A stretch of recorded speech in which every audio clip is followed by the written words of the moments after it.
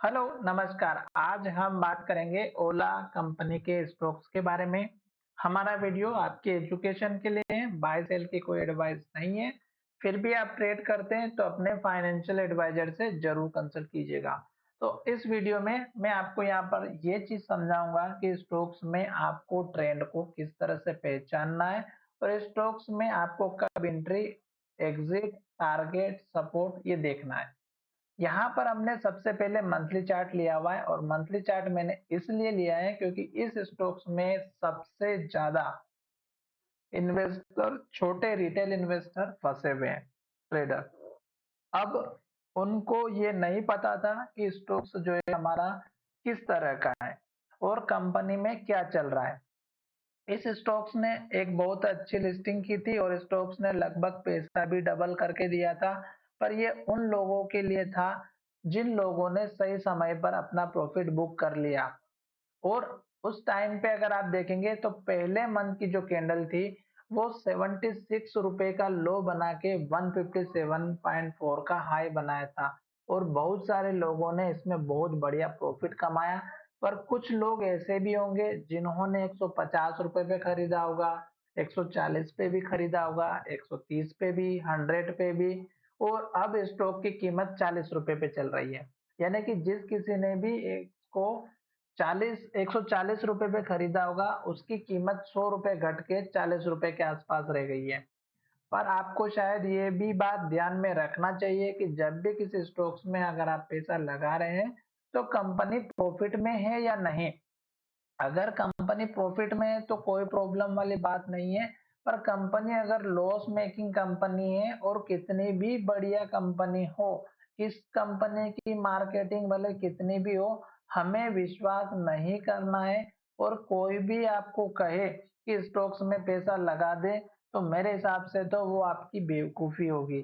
तो थोड़ी सी रिसर्च आप थोड़ी सी खुद भी करें। आजकल तो यूट्यूब पे बहुत सारे वीडियो मिल जाते हैं। आप जिस भी कंपनी का स्टॉक लेते हैं उसके ऊपर आप वीडियो देख सकते हैं। आज मैं आपको यही चीज बताने वाला हूँ कि आपको ये कंपनी में पैसा नहीं लगाना चाहिए था। उसके पीछे का रीजन ये था कि जब से स्टॉक्स यहाँ पर लिस्ट हुआ है और जब से स्टॉक के साथ में चार्ट बन रहा है उसमें आपको अच्छे से समझ में आ रहा होगा कि स्टॉक डाउन ट्रेंड में है। मैं कैंडल समझाऊंगा। उससे पहले मैं आपको एक बात और ये भी बता देता हूँ कि जब भी किसी कंपनी में आप पैसा लगाते हो तो उस कंपनी में लॉस जरूर चेक कीजिएगा या प्रॉफिट जरूर चेक कीजिएगा।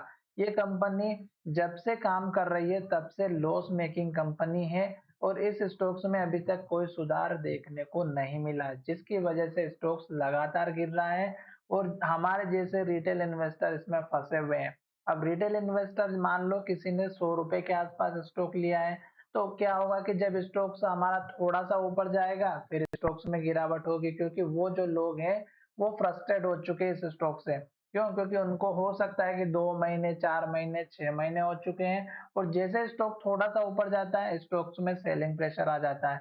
तो ये सब चीजें उसमें काम करती हैं। अब हम बात करेंगे कि स्टॉक्स का चार्ट पैटर्न मंथली के बेसिस पे क्या कह रहा है। इस कैंडल में देखिएगा कि स्टॉक्स ने हाई बनाया और उसके बाद एक रेड कैंडल और लो बनाते हुए नीचे की तरफ आया। इस कैंडल के लो को देखेंगे 66 का है। स्टॉक ऊपर की तरफ भी गया और स्टॉक्स ने हाई बनाया 102 रुपए का और यहाँ पे इन्वर्टेड हैमर कैंडल बनाए। इसका मतलब ये हुआ कि स्टॉक्स में वो पोटेंशियल नहीं था जो स्टॉक्स को ऊपर लेकर के जाए। अगर स्टॉक को ऊपर जाना होता तो इस कैंडल के हाई के ऊपर क्लोजिंग होती जो कि लगभग 95 के आसपास का बनता। पर स्टॉक ने ऐसा नहीं किया। स्टॉक ने क्लोजिंग हमारी लो की तरफ दी और इन्वर्टेड हैमर बनाए।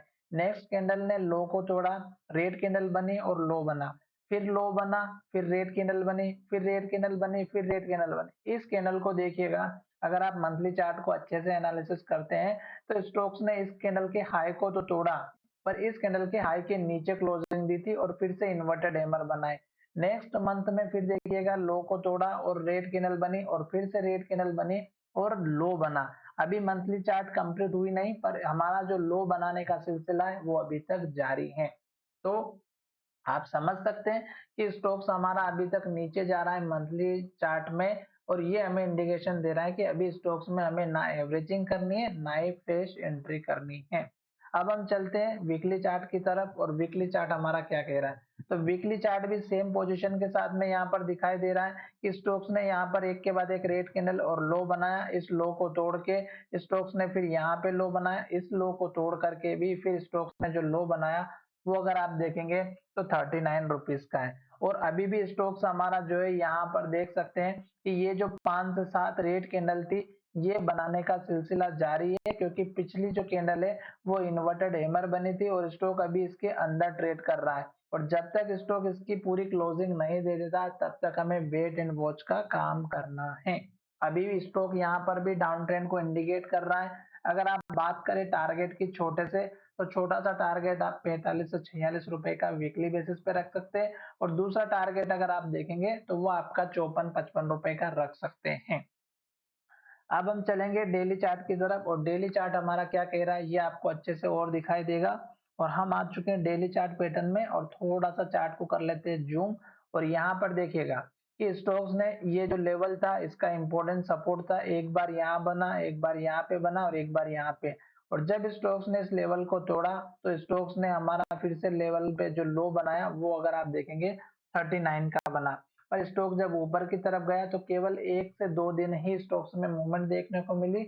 दूसरे दिन से स्टॉक्स में जो है यहाँ पे बड़ी गिरावट देखने को मिली और फिर से जो रेड कैंडल बनाने का सिलसिला है एक के बाद एक, यहाँ पर देख सकते हैं एक के बाद एक रेड कैंडल बनाने का जो सिलसिला था वो फिर से सपोर्ट के पास आकर के एक अप ट्रेंड दिया था। पर यहाँ पर फिर वही बात हुई कि स्टॉक्स ने ये जो सपोर्ट लेवल बनाया था यहाँ पे सपोर्ट लेके जब ऊपर जाने लगा तो आज के दिन फिर से स्टॉक्स में गिरावट हुई और इन्वर्टेड हैमर बनाए। इस कैंडल के हाई को देखेंगे तो ये स्टॉक्स का पुराना हाई था 44 रुपए का, फिर से स्टॉक ने इस लेवल को अचीव किया और गिरावट आई। तो इसका मतलब ये हुआ कि यहाँ पर जो लोग फंस चुके थे, यहाँ पर जो लोग फंसे हुए थे उन्होंने आज अपना यहाँ पर फिर से फ्रस्ट्रेट होकर के सेलिंग प्रेशर क्रिएट कर दिया। और जिन लोगों ने सपोर्ट समझ के यहाँ पे बाय किया था उन्होंने भी अपना पोजीशन यहाँ पर निकालने की कोशिश की है। अब अगर स्टॉक हमारा फिर से इसी तरह का रेड कैंडल बनाने का सिलसिला जारी रखता है तो हमें जल्दबाजी नहीं करनी है, क्योंकि अगर ये रेड कैंडल बनाने का सिलसिला जारी रहा तो ये लेवल टूटने में ज्यादा टाइम नहीं लगेगा। और ये अगर लास्ट का लो हमारा नहीं टूटता है तो फिर स्टॉक से ऊपर जाते हुए दिखाई देगा और उस केस में आपका टारगेट वही 45 रुपए के आसपास का रखिएगा। फिर स्टॉक्स का टारगेट इस कैंडल के हाई के आसपास 49 के आसपास का और फिर धीरे धीरे मैं आपको टारगेट बताते हुए चलूंगा।